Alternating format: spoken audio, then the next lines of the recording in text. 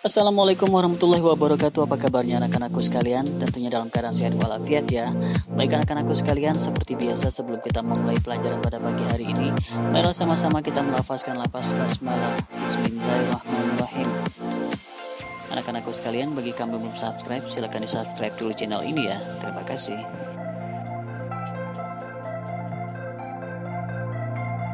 Masih di tema 2, persatuan dalam perbedaan, subtema 2, rukun dalam perbedaan, pembelajaran 1. Pada muatan bahasa Indonesia, kita akan belajar menuliskan informasi penting suatu teks menggunakan kalimat efektif. Kalimat efektif adalah kalimat yang memiliki susunan sesuai kaedah bahasa Indonesia yang tercantum dalam Pedoman Umum Ejaan Bahasa Indonesia. Kalimat efektif memiliki susunan yang berurutan, yaitu subjek, predikat, objek, dan keterangan. Kalimat efektif adalah kalimat yang mengandung gagasan pembicara atau penulis yang terdiri atas kata-kata yang mempunyai unsur SPOK atau subjek, predikat, objek, dan keterangan.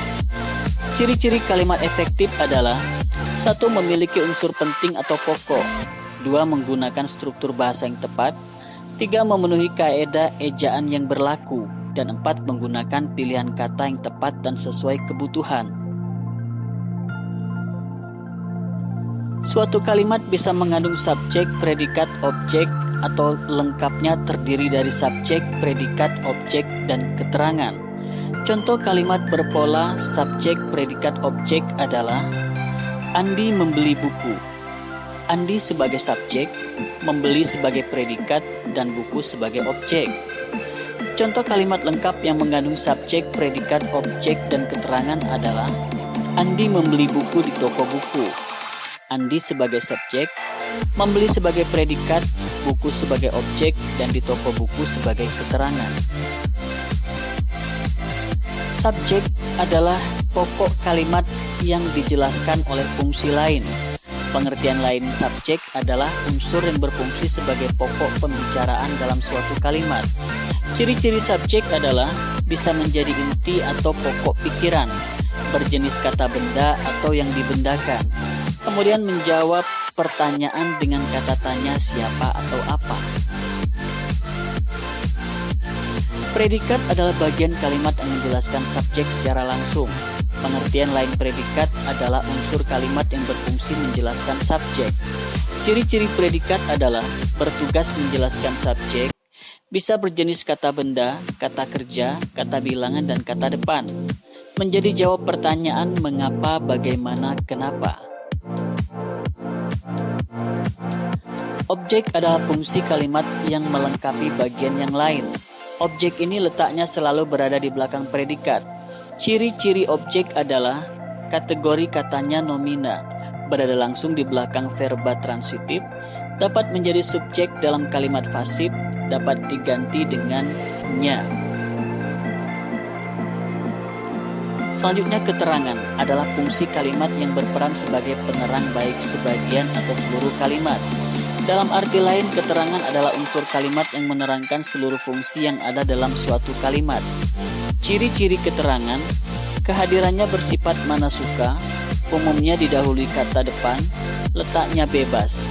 Macam-macam keterangan, keterangan tempat, keterangan alat, keterangan waktu, keterangan sebab akibat.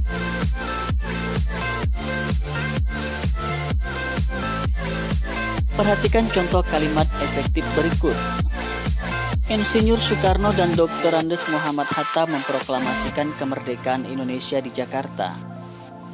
Insinyur Soekarno dan Dr. Andes Muhammad Hatta merupakan subjek, memproklamasikan merupakan predikat, kemerdekaan Indonesia sebagai objek, dan di Jakarta sebagai keterangan.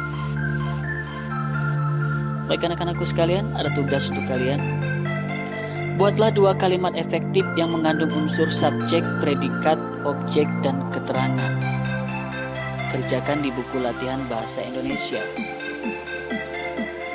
Selanjutnya pada muatan IPS kita akan belajar mengenai upaya mempertahankan kemerdekaan Indonesia. Setelah kemerdekaan Indonesia diproklamasikan, bangsa asing datang kembali untuk menguasai Indonesia. Perjuangan pun berlanjut dengan tujuan untuk mempertahankan kemerdekaan Indonesia. Perjuangan tidak lagi bersifat kedaerahan, melainkan bersifat nasional. Pertempuran-pertempuran yang dilakukan sebagai upaya mempertahankan kemerdekaan Indonesia. Pertempuran Medan Arya di kota Medan, Sumatera Utara. Pertempuran Ambarawa di kota Semarang, Jawa Tengah. Pertempuran Bandung Lautan Api di kota Bandung, Jawa Barat. Dan pertempuran-pertempuran lainnya.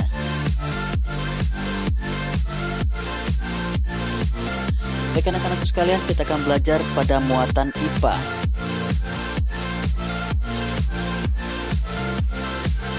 Pada muatan IPA, kita akan belajar mengenai cara hewan menyesuaikan diri terhadap lingkungan.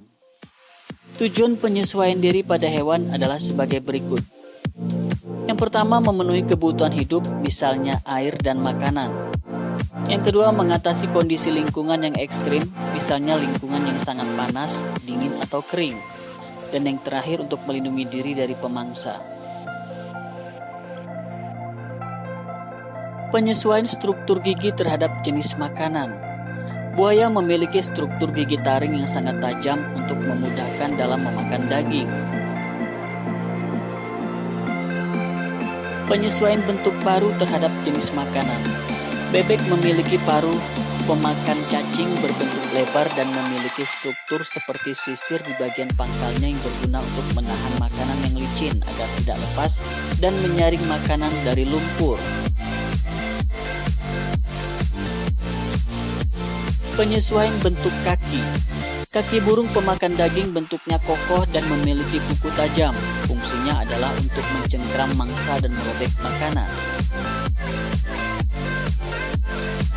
Penyesuaian bentuk mulut pada serangga. Kupu-kupu memiliki bentuk mulut penghisap sehingga memudahkannya mendapatkan nektar yang terletak di dalam bunga.